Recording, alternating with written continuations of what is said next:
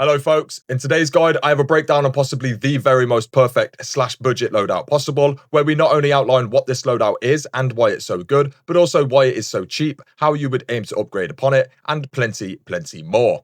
I've timestamped the video, but this is best experienced from start to finish, and as always we're not wasting any time, so let's get started. Okay, so first thing is first, we have three basic augments to choose from, being combat, looting, and tactical. Very early on, looting is going to be the best option for you, as it allows you to bring back more loot from runs, and thus you'll progress slightly faster. Combat comes with slightly less inventory space and max weight capacity, but allows you to use a medium shield instead, and this is pretty much the only reason you would use it over a looting augment. And then Tactical has the worst inventory space and max weight capacity, with the benefit of only one extra quick use item slot, which just isn't worth it in my opinion. So I advise just sticking with looting early on, and use combat as and when you want to take a blue shield.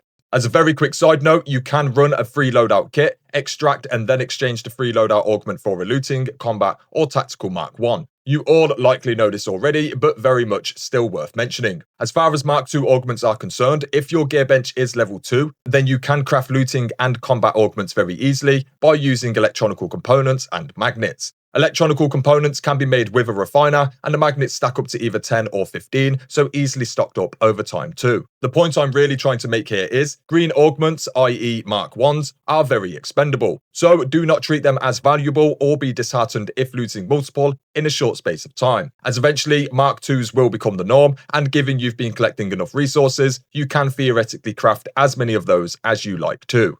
So the overarching point being, do not think these augments are very valuable. They really aren't in the grand scheme of things, so do not be afraid to use and lose them. This also goes for looting them and stashing them away for later. You really don't need to, as they are so easily crafted, bought, or exchanged.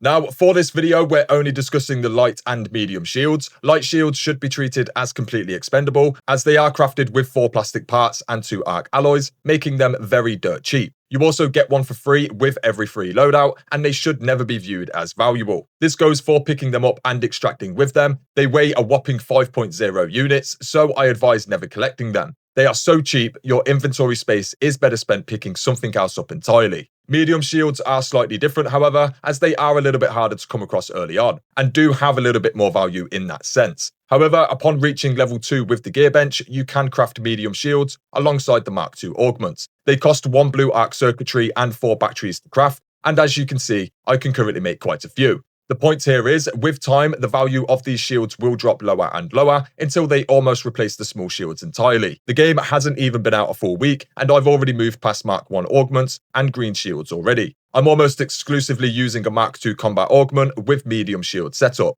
and likely will never go back unless I somehow become extremely broke or reset progress through the expedition project.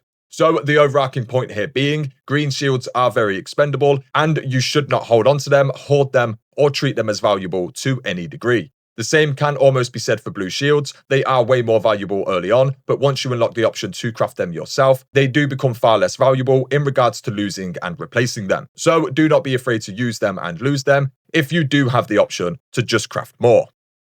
Now, moving on to the weapons, we'll only really be discussing basic and green weapons for now. There are 5 weapons in total, being the Ferro, Stitcher, Kettle, Rattler, and Hairpin. Immediately, we will discount the Hairpin, as it's a tricky weapon to use in PvP, and its only real strength is its built-in silencer. The other 4 weapons are way more viable, however, and if leveled and given attachments, they are more than good enough to put down almost any other player. Now, all 4 of these guns can be crafted with very basic materials, being metal and rubber parts, and they can all be upgraded to level 2 using only basic parts as well. This means all of these weapons up to level 2 are very expendable, and should you need to drop them, break them down, or sell them for space, absolutely do so, as they are very easily replaced. The only exception to this rule early would be if you have a level 3 or higher weapon, as these will actually perform quite well if you want to use them, but if you have an abundance of green or better weapons, you probably don't need to keep the basic weapons, regardless of their level. In addition to this, all of the basic attachments for guns can be crafted using the very basic resource parts, and then either springs, duct tape, or wires, with all 3 of these items stacking up to 15 in your stash and being quite commonly found.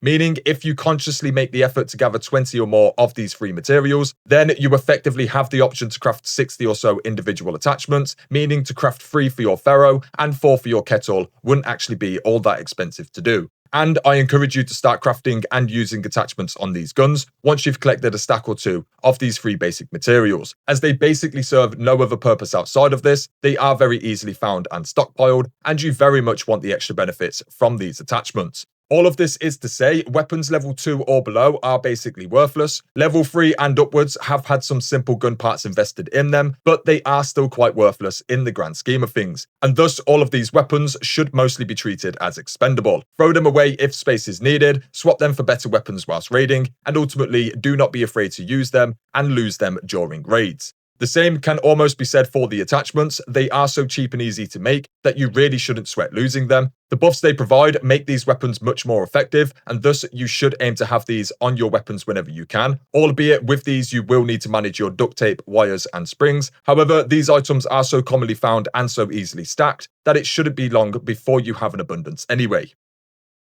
Now, with that out of the way, as for what actual weapons to use, the Pharaoh is currently the meta, but it also makes a lot of sense as to why. Out of all of the basic guns, it deals with arc units the best, taking smaller units out in just one shot, but it also cracks green shields entirely and will leave most players with no shields and half or less health. It has very good range, and when upgraded, its reload time decreases quite a bit. It should be ran on every raid, and given it's so cheap to craft and upgrade, there's really no excuse not to be using one. Then your second weapon would either be a Kettle, Stitcher or Rattler. However, I would advise mostly between just a Kettle or Stitcher. The Kettle is better at close to mid-range but has semi-automatic fire, whereas the Stitcher is only good at close range but is fully automatic. The main difference between these weapons would be, use the Stitcher if you intend to be very up close and personal to enemies, whereas use the Kettle if you intend to keep at medium range instead. For practical examples, being inside tight spaces and corridors is great for the Stitcher, whereas gunning down escaping players is a great use of the Kettle. And as a quick personal example, I like to line up and crack players entirely with the Pharaoh, to then switch to the Kettle and pick them off as they undoubtedly run away.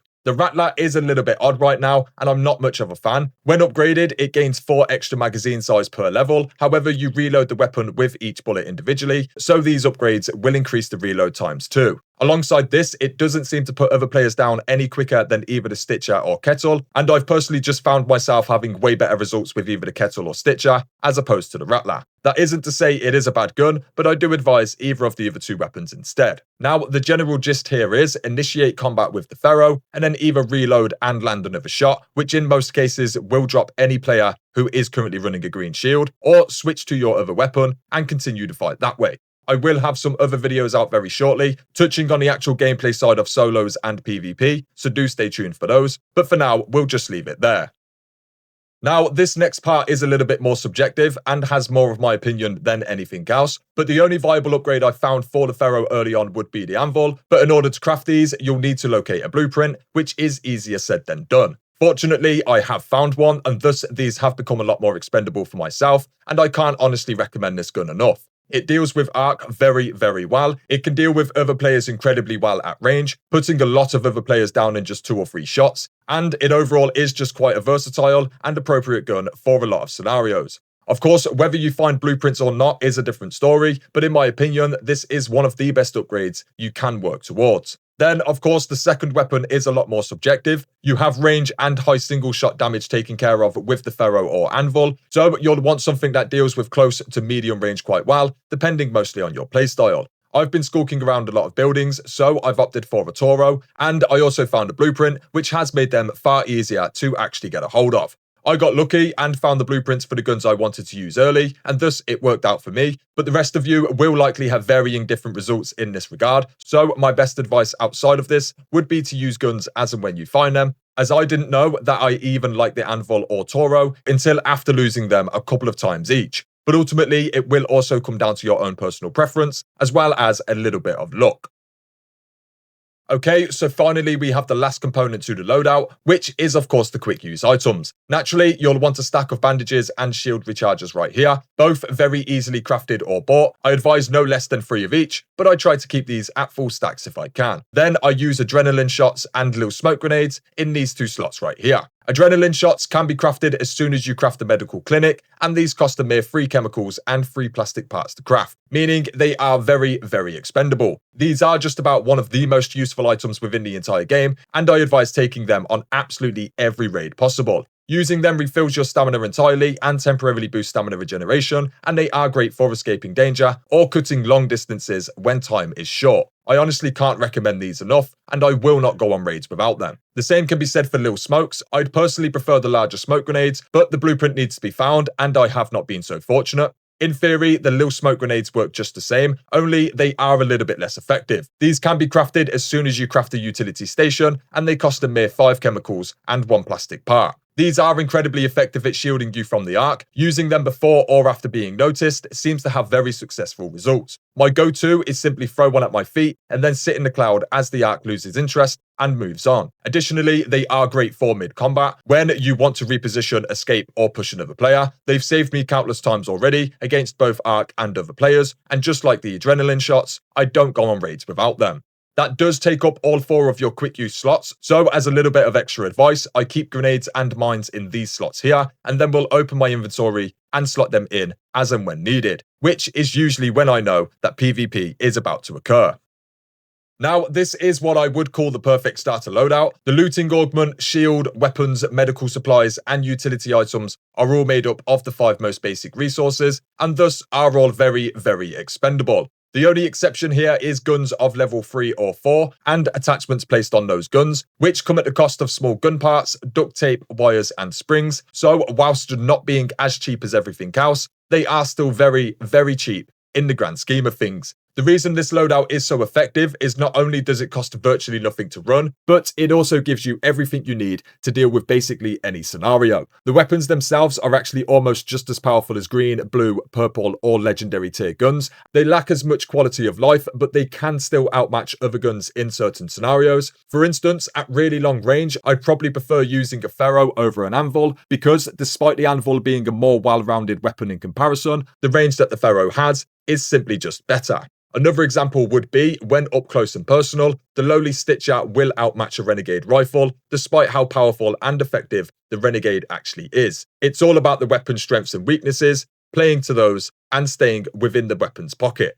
The point of me saying all of that is, do not feel like you're outmatched when running these basic weapons. They are very much more than capable, and all of us have used them to snowball and gain better equipment. And there really is no reason for you not to be running the loadout I just outlined in this video. The point of this video, folks, was not only to show you all how cheap and effective this loadout is, but also to break things down and show you how some items do not hold as much value as you may first think they do. I found that once I broke things down myself and realized that a fully upgraded Pharaoh with attachments is nothing more than a handful of duct tape and small gun parts, I wasn't worried about losing them and having to replace them at all. And the same can be said for the vast majority of this entire kit. This same sentiment continues on as you progress, with Mark II augments slowly becoming just as abundant as Mark I's, blue shields will become almost just as easy to obtain as greens are, and so on and so forth. I will be back over the coming days and weeks with plenty more guides, just as soon as I find more time to actually pry myself from the game and make some more videos.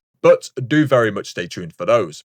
Anyway, that would be it for this one, folks. I'll be back soon with plenty more, and I do of course have a range of guide and news videos on the channel already, so do feel free to stop on by and check things out. Otherwise, thanks for watching, folks, and until next time, peace.